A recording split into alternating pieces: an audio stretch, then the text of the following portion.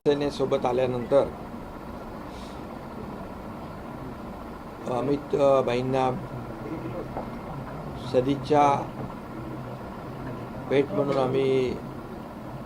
त्यांचे आशीर्वाद घ्यायला गेलो होतो आणि त्याचबरोबर या खासदारांच्या मतदार क्षेत्रातल्या विकास कामांचे काही प्रस्ताव, काही पत्र देखील या ठिकाणी दिलेले आहेत आणि त्यामध्ये अनेक प्रश्न असतील, सिंचनाचे असतील,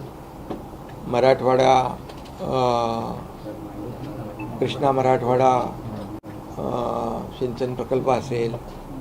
रेल्वेचे काही प्रश्न असतील, त्याचबरोबर रस्त्यांचे काही प्रश्न असतील आणि काही वेगवेगळ्या प्रकारचे प्रत्येकाच्या मतदारसंघातले विषय होते आणि सर्व विषय कृषी विभागाचे काही प्रस्ताव होते, पंतप्रधान आवास योजनेतले काही होते,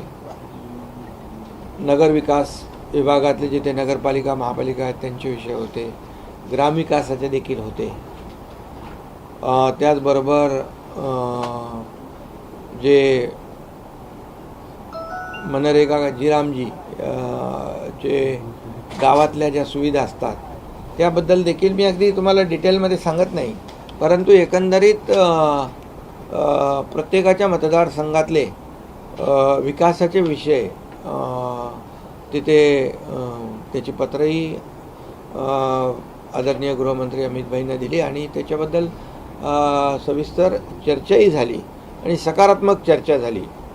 आणि अमित भाईंनी सांगितलं देखील की पार्लमेंट सेशनमध्ये संबंधित मंत्र्यांना बोलवून, आमच्या खासदारांना बोलवून, खासदार डॉक्टर श्रीकांत शिंदे आणि हे मिळून त्याचं कॉर्डिनेट करतील आणि त्यांच्या प्रश्नांना न्याय मिळेल अशी अतिशय साधक बाधक पॉझिटिव्ह चर्चा झाली आणि चांगली चर्चा झाली. कारण शेवटी जे खासदार सोबत आलेले आहेत त्यांच्या मतदारसंघामध्ये जनतेला न्याय देण्याचं काम त्यांना करायचं आहे आणि तसा शब्द मी देखील त्यांना दिला आणि अमित भाईंनी देखील अतिशय पॉझिटिव्ह या बाबतीमध्ये भूमिका घेतली. श्रीकांतजी यांच्याकडे आता समन्वयाची जबाबदारी असेल, यांच्यासाठी कामं दिली होती,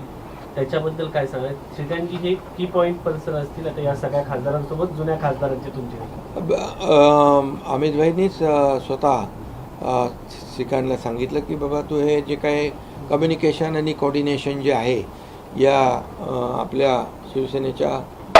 6 खासदारांच्या बरोबर, अगोदरच्या 7 खासदारांच्या बरोबर ठेवून म्हणजे सोपं आहे ना, ते काम सोपं काम होईल आणि त्यांचे प्रस्ताव मार्गी लागतील.